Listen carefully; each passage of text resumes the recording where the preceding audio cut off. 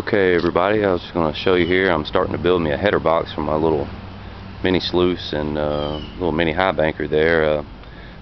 These legs I just stuck on here temporarily to get the idea of the pitch and how it was going to actually set up to know how to build my header box. Anyway, I went to a pawn shop and found was a hopper, like for a popcorn blower, where you spray the texture onto your walls. Anyway, it basically was like a big funnel, came down into a round spout that came off.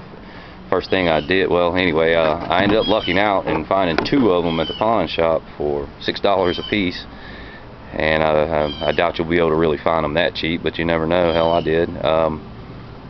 Gave one to my brother because it had a slightly different angle where the spout came out, and it's going to make a real good like crash box. And he's wanting to make a little electric dredge, or at least see how it works.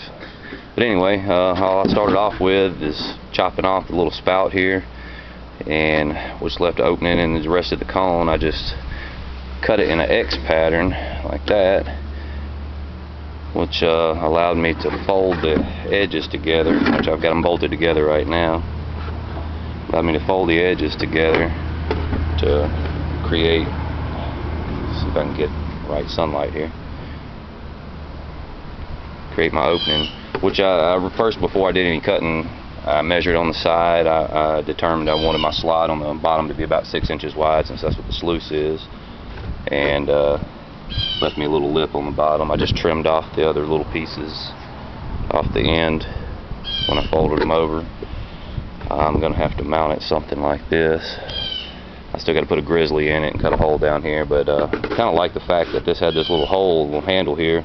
It's going to allow me to stick my scoop, store it there while it's not being used.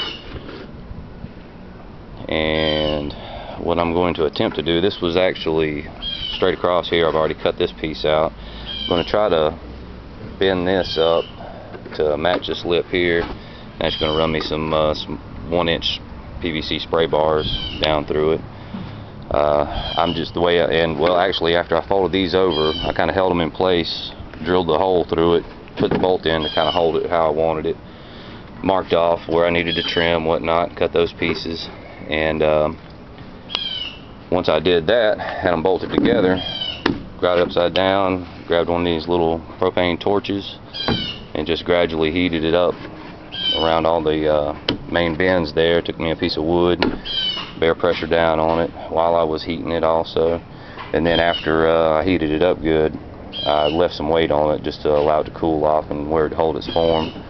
And it actually seals off pretty well like this. I'm still going to put silicone all up under it, and I'm going to cut me some V-mat to cover this up, cover up this area here, just to make sure that anything doesn't get down in there, and give me a real quick visual inspection.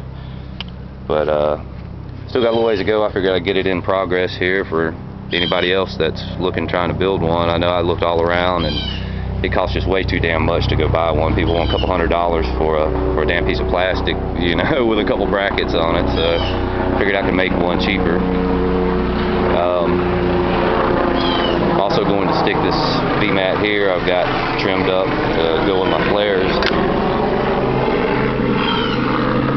When I was Chevron helicopter going by, but when I was at the Alabama Gold Camp, I was running it under the Fraulein Highbanker we were running, and water got up under the mat because I don't have any clip holding it down, just the tension between the Gorilla Tape on the sides. But anyway, I didn't really want to have a metal bracket right there, so, and it held in place well enough that I really didn't think I really needed it. But with this, I'm going to trim it off to where just the end of the V-mat rests up on that top lip of the Gold Hog there, which won't allow any water to get under the mat, and it'll give a nice smooth flow over the starting riffle or whatever you have in there. And also with the header box crashing down on this, it'll help spread out the material, and also be a means of inspection as you're working it.